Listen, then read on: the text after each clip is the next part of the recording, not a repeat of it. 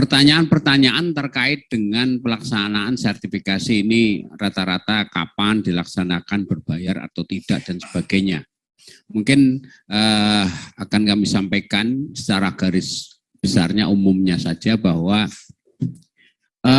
kami Kementerian Desa berusaha untuk memulai sertifikasi di tahun ini. Walaupun saya yakin mungkin tidak bisa sepenuhnya tersertifikasi di tahun ini karena beberapa hal. Pertama terkait rasio antara asesor dan asesi ini masih sangat minim. Itu sehingga nanti akan kita prioritaskan ya, mungkin yang oleh LSPP 2 nanti prioritasnya adalah PLD. Ini PLD nanti menjadi prioritas, sedangkan yang lain nanti kita atur sedemikian rupa sehingga semua tersertifikasi. Di kapan ini tadi Ketua LSP sudah menyampaikan kita sedang dalam proses pengajuan ruang lingkup. Mudah-mudahan September dapat lisensi untuk melakukan sertifikasi pada TPP. Insya Allah jika lisensi terbit itu nanti segera setelah itu kita akan eksekusi pelaksanaan sertifikasi. Prioritas yang akan dilakukan LSPP 2 ini adalah PLD. Itu. Sedangkan yang lain PD, TAPM dan seterusnya nanti kita melihat situasi ke depan karena asesor ini masih minim. Sementara PLD saja itu hampir 18.000. 17.000 sekian, ini saya kira itu soal sertifikasi. Kapan kita usahakan di tahun ini sudah kita mulai. Kemudian apakah berlaku 1 tahun atau 2 tahun? Sertifikasi ini sesuai ketentuan BNSP berlaku 3 tahun. Ya, satu sertifikat itu nanti berlaku 3 tahun. Setelah itu apakah disertifikasi ulang, itu biasanya perpanjangan istilahnya ya. Perpanjangan bukan sertifikasi ulang, surveillance ya. Jadi nanti ada perpanjangan itu. Nah, apakah ini menjadi syarat P3K ini? Pertanyaan-pertanyaan ini juga muncul. Kami belum bisa bicara soal P3K.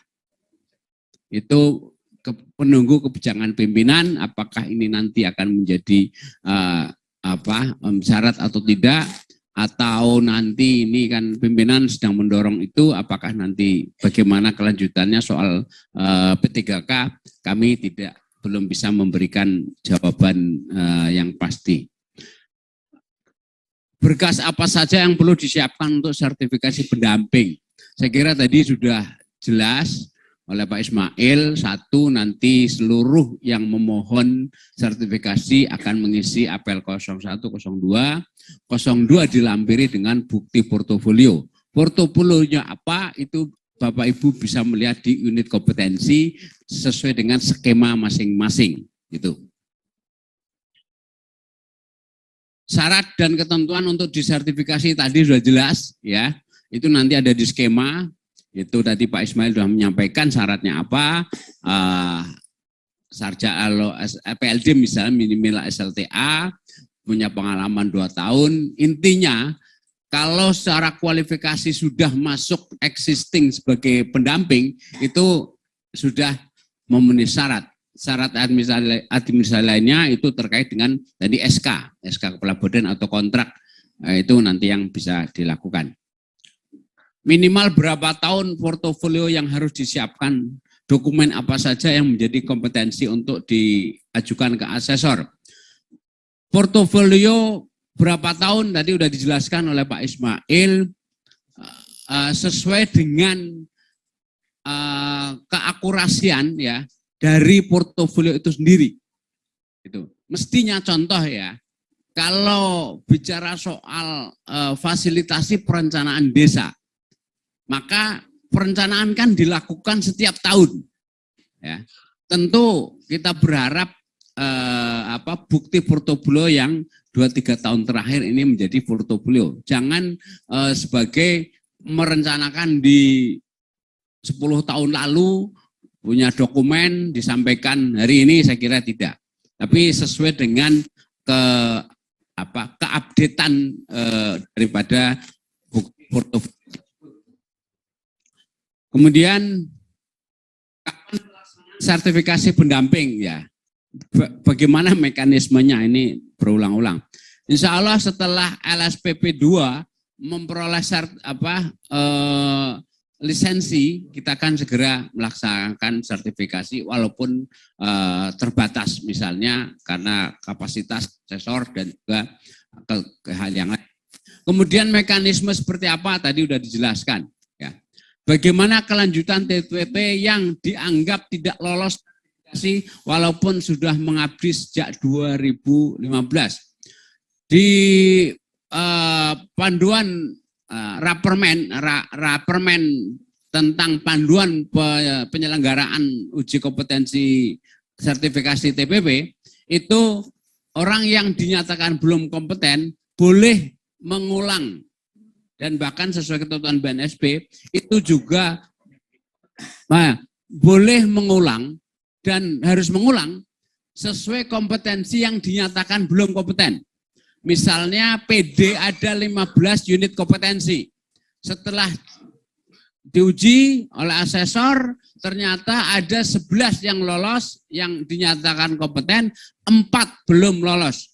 Maka nanti bisa menjadwalkan ulang untuk uji kompetensi yang dinyatakan belum kompeten. Unit yang belum kompeten. Jadi tidak seluruhnya. Artinya di sini PLD yang 8 itu jika ada 1 yang belum kompeten berarti yang diulang, ya. Kalau bahasa ujian kuliahnya itu remedi, ya, itu 1 unit kompetensi, tidak seluruhnya. Kemudian apakah ada batas usia untuk ikut sertifikasi? Tidak ada. Seluruh existing, ya, PD, PLD, TA Kabupaten, TA Provinsi, walaupun sudah punya cucu, ya, itu nanti tetap disertifikasi. Ya, rambutnya sudah putih semuanya, ya, itu juga nanti akan disertifikasi. Jadi, yang belum punya rambut, ya, itu tidak ada batas umur soal sertifikasi. Nah ini. Apakah sertifikasi menjadi syarat keberlanjutan pekerjaan menjadi ASN P3K? Nah ini kaitannya dengan itu kami belum bisa memberikan jawaban. Tapi yang jelas sertifikasi ini adalah mandat Permendes nomor 19 tahun 2020 tentang pedoman umum pendampingan masyarakat. Itu. Sehingga ini supaya nanti legal standing daripada teman-teman ini sudah mendasari kepada regulasi yang ada ketika sudah dikontrak. Nah, kemudian sertifikasi keahlian khususnya di bidang keteknisan, apakah bisa dibuat acuan syarat tambahan lisensi untuk sertifikasi keahlian di desa? Dia tidak termasuk daripada unit kompetensi ini. Jadi PD ini misalnya yang Pak Ahmad Saudi nanya, PD apakah dia punya sertifikat teknis bisa menjadi syarat? Tidak. Yang menjadi syarat itu adalah sesuai skemanya, kemudian lolos di semua unit kompetensi yang ada. Kalau PD berarti ada 15 unit. Walaupun dia sudah punya sertifikat BNSP, sertifikat itu, tapi tidak terkait dengan 15 unit kompetensi, maka tidak berlaku. Karena PD, PLD, TPP ini terikat dengan SKKNI. Apakah daily report pendamping bisa dijadikan alat bukti dari portofolio sertifikasi SKKNI ini? Bisa, sebagai pintu masuk, salah satu pintu masuk untuk portofolio. Ya. Tapi harus didukung dengan bukti lain. Itu. Jadi di DRP kan biasanya hanya menarasikan bahwa PLD tanggal 15 Juli jam sekian sampai sekian fasilitasi musyawarah desa rencana pelaksanaan kegiatan misalnya. Nah, itu bisa sebagai pintu masuk, tapi tetap harus didukung yang lain, misalnya foto pada saat pelaksanaan kegiatan itu, atau video pada saat Bapak Ibu melakukan fasilitasi, atau di situ ada berita acara pelaksanaan itu yang kemudian ada nama PD PLD sebagai notulen atau sebagai narasumber atau sebagai fasilitator atau sebagai pendamping. Ini bisa menjadi pintu masuk untuk menjadi kegiatan lain. Itu terus berikutnya saya kira dari pertanyaan yang tertulis masih ada pertanyaan lain yang selain ini, Pak? Itu berikutnya Pak, yang halaman 2. Ini udah halaman 2 ini? Iya. Udah. Berlakunya sertifikasi sudah tadi. Sertifikat berlaku 3 tahun. Ya. Nah ini, kalau langsung ke WA saya ini pertanyaannya. Saya jawab. Ya. Untuk sertifikasi dilaksanakan tatap muka, offline atau daring. Ya. Ini Bu Ismi, Ketua LSP, nanti yang menjawab. Sertifikasi nanti dilaksanakan offline atau online. Itu. Terus kemudian berapa biaya sertifikasi PD, PLD, dan TA. Peta jalan TPP setelah 2024. Nah ini. Peta jalan pendampingan sebetulnya sudah kita rumuskan di akhir tahun 2021 ini. Namun belum ada kebijakan pasti dari pimpinan. Tapi soal sampai anggaran di 2023 itu sudah masuk anggaran kementerian sehingga teman-teman aman insya Allah di tahun 2023. Selebihnya wallahu a'lam. Kemudian apakah setelah sertifikasi otomatis menjadi P3K? Tidak. Karena P3K nanti pasti kalau toh ada kebijakan pasti ada proses yang harus dilalui. Jadi tidak bisa otomatis. Saya kira itu pertanyaan-pertanyaan yang bisa kami jawab. Mungkin Pak Ismail atau Pak Dekoyo bisa menambahkan? Cukup sementara. Bu Ismi soal pelaksanaan. Silakan Bu Ismi. Terima kasih Pak Nurul. Izin Bapak Ibu sekalian terkait pertanyaan apakah sertifikasi akan dilakukan secara offline ataupun online gitu ya. Untuk sementara di tahap awal ini adalah secara offline. Nah, di mana nanti tempat uji kompetensinya? Seperti yang saya sampaikan tadi, kita melihat apakah di Jakarta ataupun di TOK 8 Balai milik Kementerian Desa. Ya, nanti mungkin teman-teman ataupun dari Kornas bisa mengkoordinasikan seperti apa operasionalnya itu.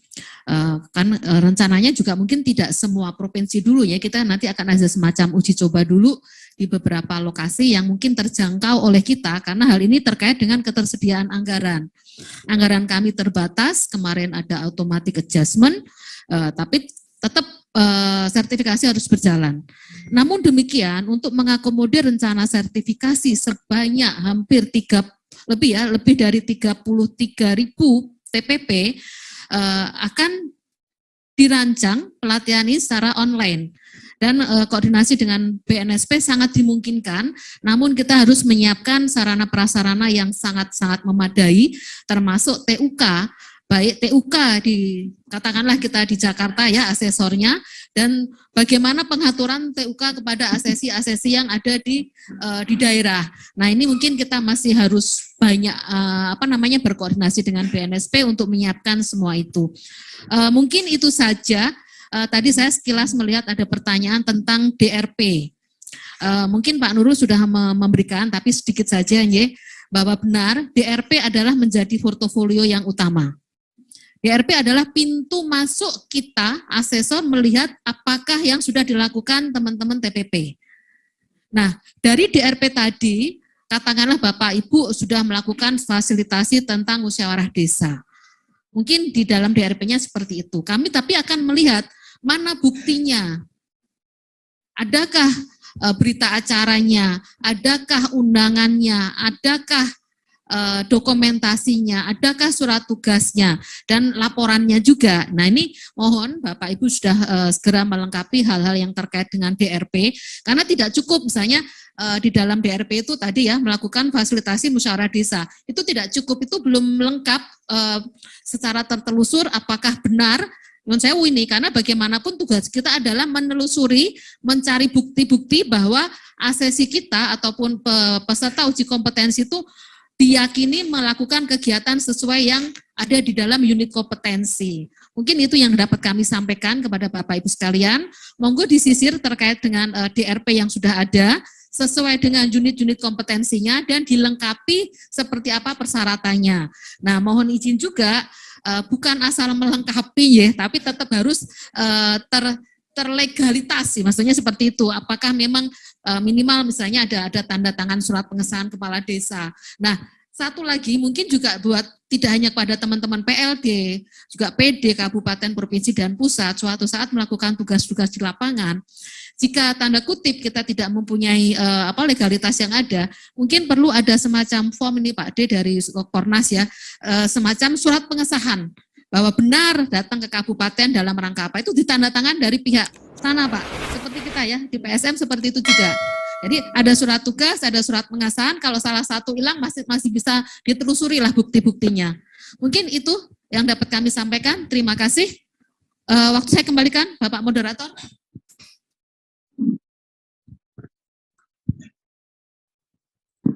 Terima kasih saya ucapkan pada para narasumber yang sudah menjawab